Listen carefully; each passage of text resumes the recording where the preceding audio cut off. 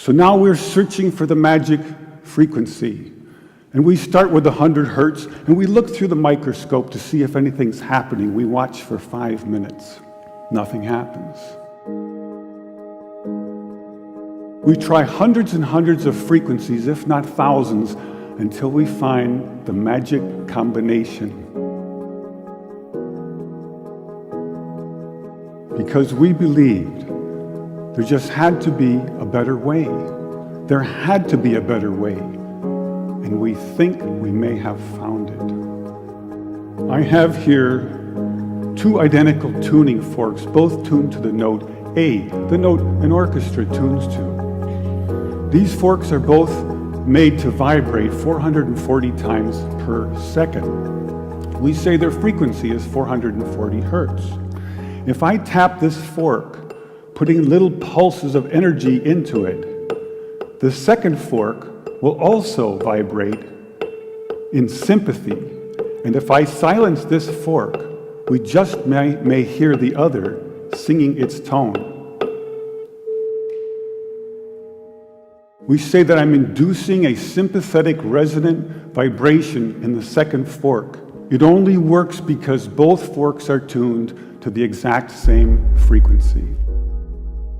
Now, many of us have seen this very charming young man on the internet who shatters crystal glasses with his powerful voice. But if you watch him carefully, you'll see that first he taps the glass with his finger and listens. The glass sings its natural resonant pitch. Then he takes a deep breath and sings a loud, long note. He induces a resonant vibration in the crystal glass. The vibration grows larger and larger and larger until the glass is shattered. On the other end of the scale, we have a giant bridge made out of concrete and steel, a suspension bridge, the Tacoma Narrows Bridge. Cars and trucks and buses are going over it every day. And unfortunately, where they built this bridge, there was a steady wind blowing across it. And one day this wind induces a small vibration in the bridge, hardly noticeable. But the frequency of the vibration matches the resonant frequency of some part of the bridge. And the vibration gets larger and larger and larger until the bridge collapses into the river below.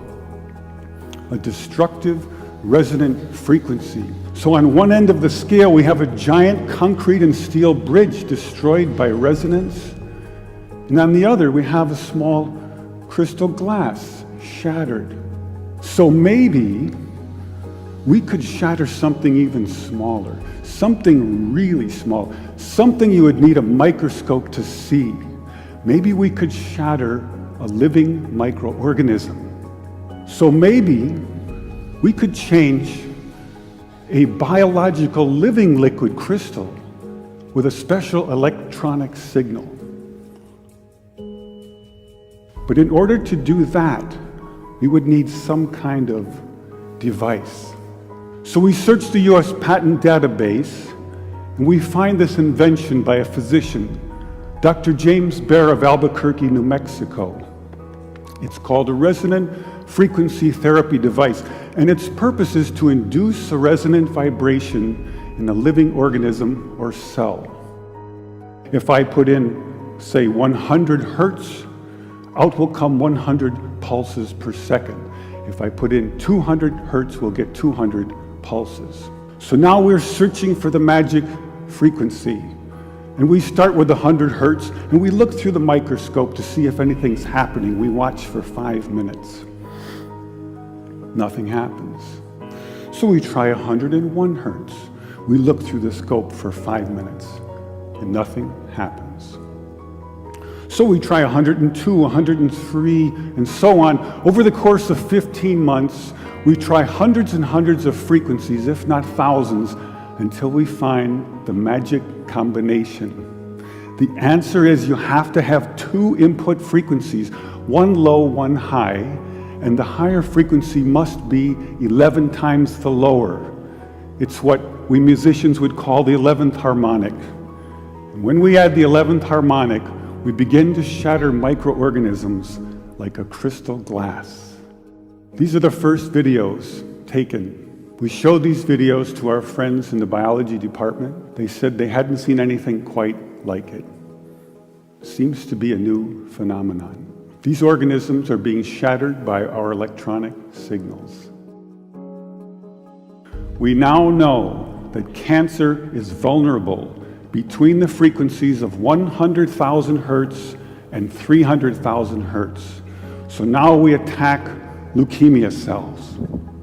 Leukemia cell number 1 tries to grow a copy of itself, but the new cell is shattered into dozens of fragments and scattered across the slide.